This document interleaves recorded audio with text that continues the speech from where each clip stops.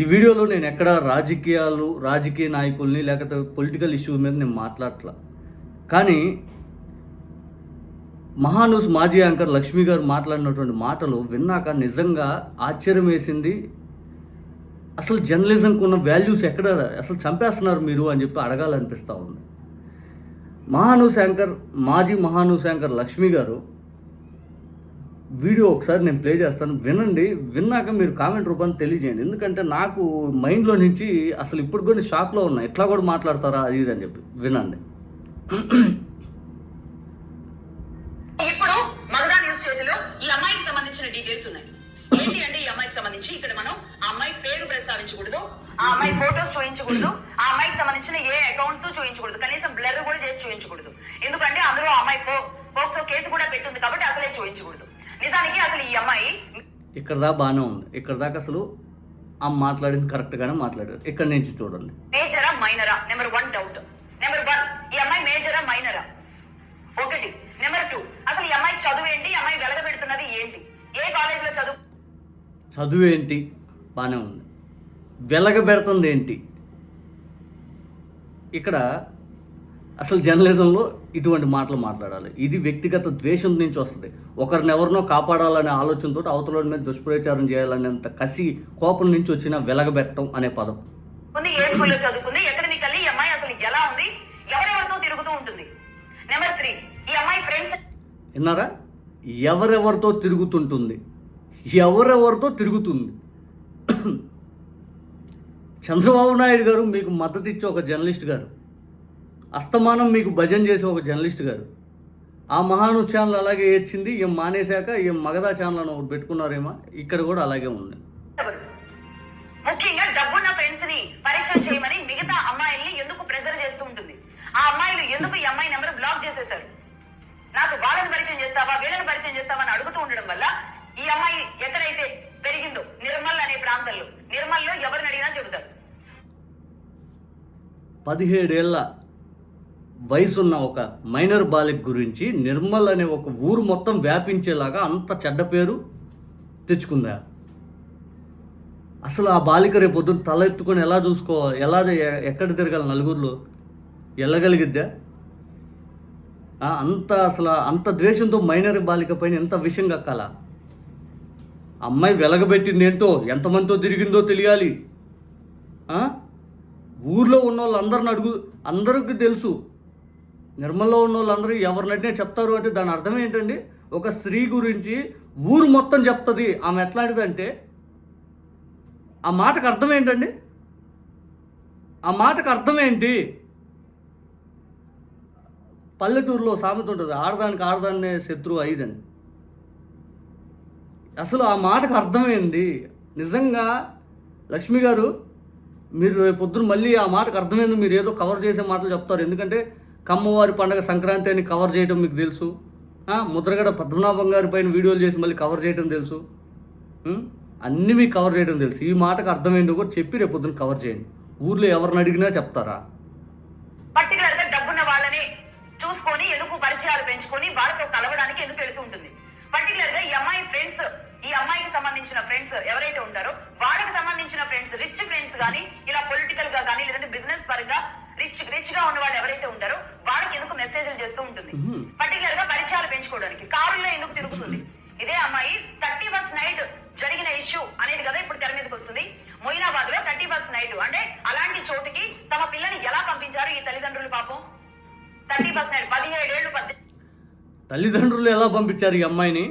కారులో తిరుగుతుంది, డబ్బున్న వాళ్ళతో ఫ్రెండ్షిప్ చేయాలి, వాళ్ళని పరిచయం చేయండి అని అవతలని వేడుకుంటుంది. అవతలని అసలు బతిలాడుతూ ఉంది. ఎవరైనా బయటకు వచ్చి చెప్పారా అండి? అసలు సిట్టు విచారణ ఉన్న దాన్ని మీరు అసలు ఎలా ఒక వ్యక్తి పైన దుష్ప్రచారం చేసేదాన్ని కోరుతారు? మీకు ఎవరైనా పోలీస్ అధికారులు చెప్పారా? మీకు ఎక్కడైనా బయటకు వచ్చిందా? ఎలా చెప్పారండి? ఎవరు చెప్పారు మీకు? ఒక మహిళ గురించి, నిజంగా ఒక చిన్న పాప గురించి మీరు మాట్లాడేసిన మాటలా ఏం బండి సంజయ్ కొడుకు చెప్పుకోలేడా? అయ్యా నా స్థాయి ఇదయ్యా, నేను పెద్ద స్థాయిలో ఉన్నాను, నువ్వు ఎటువంటి చెడు పనులు చేయొద్దయ్యా, గతంలో కూడా కాలేజీలో కొట్టావు, గతంలో గంజాయి మందు దాగి హడావుడి చేసినటువంటి వీడియోస్ ఉన్నాయి నీ, గతంలో నీ గబ్బు వీడియోలన్నీ వైరల్ అయిపోయి అప్పుడు నా చెడ్డ పేరే. ఎప్పుడు ఇట్లాంటివి చేయొద్దయ్యా అని చెప్పి కొడుకు ఎందుకు చెప్పుకోలేడు? అంటే ఒక అమ్మాయికి తల్లే చెప్పాలి, మరి కొడుకు ఎవరు చెప్పాలి? మరి కొడుకు కూడా తప్పుడోడు కాకూడదు కదా. సరే అమ్మాయికి తల్లి చెప్పాలనుకో, ఇక్కడ కొడుకు ఎందుకు చెప్పుకోలేకపోయాడు? ఈ మాటలన్నీ పిల్లని సరిగ్గా 17 ఏళ్ళు పోని ఎలా పంపిస్తారు? ఎలా ఈ నెలకి మరి ఈ భగీరథ ఎలా వెళ్ళాడు? ఇతను ఎలా వెళ్ళాడు? ఈ నెలకి అమ్మాయికి మేజర్ నుంచి మైనర్ నుంచి మేజర్ కి మారుతుంది అంటున్నారు. కాదు అసలు అంతకు ముందే మారింది అంటున్నారు. ఆ డేటా రావాల్సిన అవసరం ఉందా లేదా? ఇప్పుడు ఏం బాధ ఏంటంటే మైనర్ కాదు మేజర్ అని ప్రూవ్ చేసే కార్యక్రమం. అమ్మాయి 10th క్లాస్ సర్టిఫికెట్స్ గానీ బర్త్ సర్టిఫికేట్ గానీ సబ్మిట్ చేశారా లేదా? ఒకటి. దీంతో పాటు రిచ్ ఫ్రెండ్స్ టార్గెట్ గా ఎందుకు పనిచేస్తూ ఉంటుంది?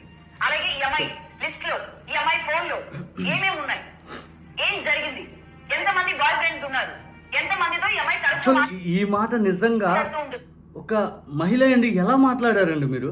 ఎంతమంది బాయ్ ఫ్రెండ్స్ ఉన్నారు అని ఎలా మాట్లాడారు? నిజంగా ఆ మాట అసలు ఎలా మాట్లాడారు మేడం మీరు? నిజంగా మహిళా స్వాతంత్రం ఎక్కువైపోయింది. చంద్రబాబు నాయుడు గారు మీ మద్దతు ఇచ్చే జర్నలిజం. తరచూ మాట్లాడడం అంటే మామూలుగా మాట్లాడడం కాదు, అంతకు మించి మాట్లాడడం. ఇవన్నీ ఇప్పుడు బయటకు వస్తున్నాయి. ముఖ్యంగా ఈ అమ్మాయి పర్టికులర్ గా మద్యం సేవించడం అనేది, అంటే మద్యం బలవంతంగా పోసారు అని కదా ఈ రోజు ఎఫ్ఐఆర్ లో కేసు ఫైల్ చేశారు.